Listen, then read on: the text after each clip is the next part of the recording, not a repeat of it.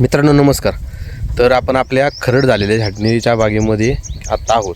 तर यामध्ये भरपूर शेतकऱ्यांचे असे प्रश्न आले त्यातले खास करून आपलं गुजरात आणि राजस्थान येथील आमचे शेतकरी मित्र ज्यांना आम्हाला कॉन्टॅक्ट केलं होतं खरड छाटणी केल्यानंतर किंवा बागेमध्ये खरड छाटणी केल्यानंतर किती वेळा महिन्यामध्ये आपल्याला बहार धरता येतो. तर आपण ही आपली पाठीमागची बाग पाहू शकता. एक मिनिट मला ही अशा पद्धतीने आपली पेन्सिल काडी या ठिकाणी तयार झालेली आहे. आपण इथं स्टॉपिंग दिलेली आहे. तर त्यांच्यासाठी खास या बागेमध्ये साधारणतः आता 6 महिने पूर्ण झालेले आहेत. या बागेला 6 महिने पूर्ण झालेत. तर अशा पद्धतीने या बागेवरती काडी आहे आता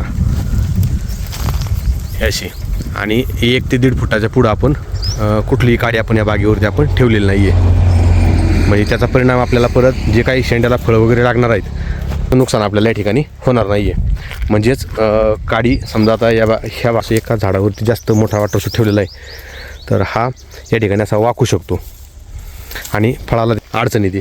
तर त्यानुसार हे आपण मागं पाहू शकता अतिशय चांगल्या पद्धतीने प्लॉट आत्ता आलेला आहे. म्हणजे बागेला कुठल्याही स्टेजला जर आपण खड छाटणी घेतली तर उन्हाळ्यामध्ये जर आपण बागेची खोल छाटणी जरी केली शेंडावर चाललेलं असेल तरी देखील आपल्याला त्यामध्ये वातावरण तसं असल्यामुळं बागेमध्ये शेंडा हा कमी चालतो आणि सेटिंग भरपूर निघते, काय अडचण येत नाही. त्यामुळं जर बाग दाबायची असेल किंवा खोल छाटणी करायची असेल तर बार छाटणीमध्ये फेब्रुवारीनंतर तुम्ही कुठलीही बाग असली तरी त्याला छाटणीमध्ये दाबली तरी चालू शकते. आपण देखील आपल्या बागामध्ये खड छाटणीचा कधी ट्रायल केलेला आहे का? नाही, कारण आपण देखील यामध्ये कन्फ्यूज होतो किंवा बागेला किती दाबलं पाहिजे. तर आपल्याला या बागेमध्ये देखील अजून 1-1.5 फुटापर्यंत आपल्याला अजून खाली घ्यायला पाहिजे होती, परंतु आपण कन्फ्यूज होतो किंवा बागेमध्ये पंजा निघेल का किंवा त्यानंतर परत काडी तयार होईल का, या अनुषंगाने आपण थोडीशी बाग कमी दाबली होती. आपण देखील आपल्या बागामध्ये जर बाग छाटणार असाल, खड छाटणी करणार असाल तर बिंदास करू शकता, काही अडचण येत नाही. धन्यवाद.